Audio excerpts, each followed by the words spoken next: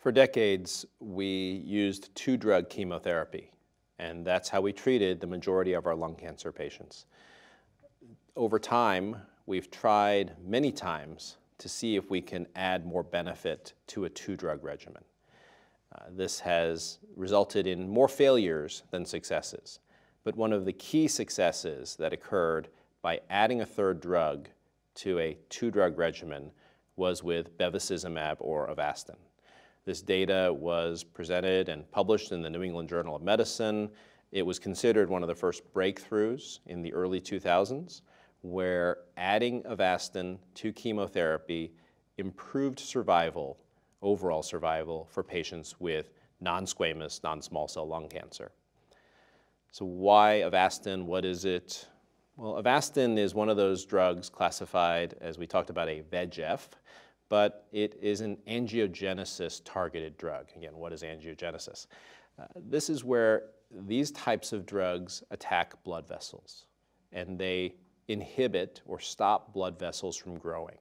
So you could see if you were a scientist and were studying different drugs in your lab, that a drug that stops blood vessel growth may be effective in tumors, because we don't want tumors to continue to grow new blood vessels and grow and spread and do those bad things. And so these types of drugs, this class of drugs, was developed to specifically see about inhibiting, stopping, or killing tumors.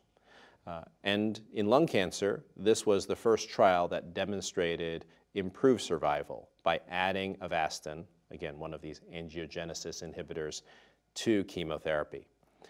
There are some additional side effects that occur and some precautions. So anytime you add a therapy, there's always going to be some sort of payment along the way of having to deal with different side effects.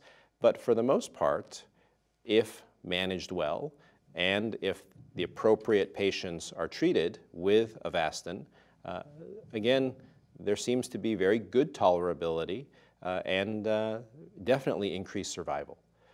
Having used it personally many times, I think this drug, definitely in an era before precision medicine had really occurred, was a very big step in the right direction versus traditional doublet chemotherapy.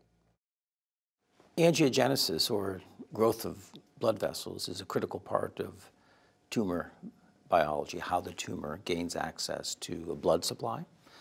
It needs a blood supply for oxygen and nutrients. It has a mechanism so that it can secrete proteins that will stimulate normal blood vessels to grow into the tumor. It's almost like healing a wound. It's the same mechanisms that are used if you cut yourself and you heal that wound. Angiogenesis occurs. And this is a mechanism that the tumors use, again, to get a blood supply, get oxygen, nutrients. It's part of the metastatic process, the ability of cancers to spread through the bloodstream, and those sorts of things. So knowing the importance of blood vessel formation for cancers and understanding how they do that, it's created a number of targets to various components of that pathway. A drug like bevacizumab targets those secreted proteins from the tumor that's causing the normal blood vessels to grow. Those things are blocked by bevacizumab. When those are secreted, they work through a receptor on normal blood vessel cells that stimulate the blood vessel cells to grow.